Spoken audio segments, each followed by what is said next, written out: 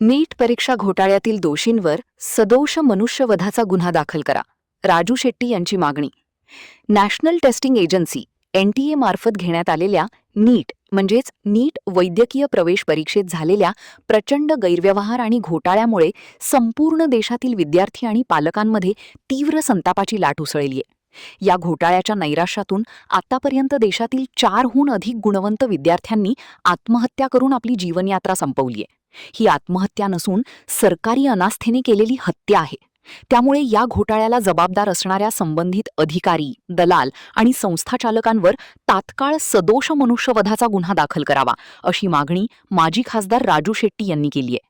पाहूया ते काय सांगतायत. महान कार्य न्यूजसाठी इजाज खान पठाण, जयसिंगपूर.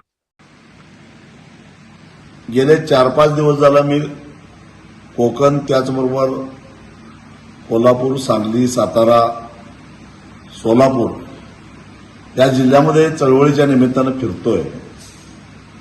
नीटची परीक्षा रद्द झाल्यापासून विद्यार्थ्यांच्यामध्ये आलेलं नैराश्य, त्याचबरोबर पालकांची अस्वस्थता जवळून बघतोय, विशेषतः ग्रामीण भागातल्या पालकांची.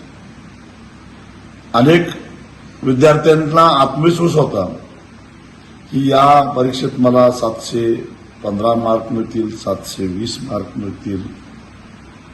आता पुन्हा नवीन पेपर, नवीन परीक्षा, पुढं काय होईल ही चिंता त्यांना लागली. कुणी जमिनी विकलेल्या आहेत, कुणी घरं गहाण ठेवलेली आहेत, कुणी कर्ज काढलेलं आहे परीक्षेची तयारी करण्यासाठी.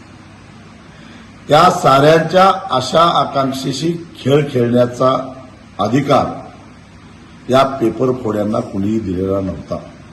गेल्या 5 दिवसामध्ये 4 विद्यार्थ्यांनी आत्महत्या केली आहे. अनेकांच्या मनामध्ये आत्महत्येचे विचार घोळत आहेत. हे सारे कोण आहेत? सत्तेमध्ये असणारे आपले हितसंबंध, सरकारमध्ये असलेल्या आपल्या संबंधामुळे आपलं कुणीच काही वाकडं करणार नाही हा आविर्भाव, हा अहंकार, आणि त्यातून पैसा कमावण्याची आलेली संधी सोडायची नाही, या पद्धतीनं या सगळ्या लोकांचा आविर्भाव असल्यामुळं या लाखो विद्यार्थ्यांच्या आणि त्याचबरोबर त्यांच्या पालकांच्या आयुष्याशी खेळ खेळण्याचा प्रयत्न या साऱ्या हरामखोर लोकांनी केलेला आहे.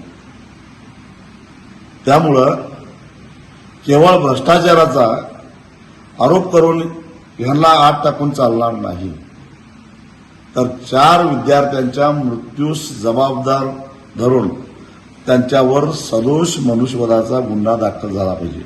जे जे म्हणून यात सापडतील त्या सगळ्यांना आत्महत्या केलेल्या विद्यार्थ्यांच्या मृत्यूस जबाबदार धरून त्यांच्यावर सदोष मनुष्यवधाचा गुन्हा तर दाखल झाला पाहिजेच, पण पालकांच्या आणि विद्यार्थ्यांचा मानसिक छळ केल्याचे गुन्हे सुद्धा दाखल झाले पाहिजे. त्याशिवाय अशा प्रवृत्त्या ठेचल्या जाणार नाहीत. आणि सातत्यानं पेपर फुटतायत आणि पेपर फोडीमध्ये असणारी माणसं ही सत्तेच्याच आजूबाजूला घोटाळताना दिसतात. हे रहस्य काय, याही प्रश्नाचं उत्तर आम्हाला मिळालं पाहिजे. बुलडोझर चालवायची भाषा करताय ना, चालवा ना या आरोपींच्या घरावर बुलडोझर. हा एवढी हिंमत? कारण हे सारे तुमच्या आस्थनीतले निकारी आहेत आणि हे आस्थनीतले निकारीच तुम्हाला एक दिवस घरात बसवणार आहेत, हे लक्षात ठेवा.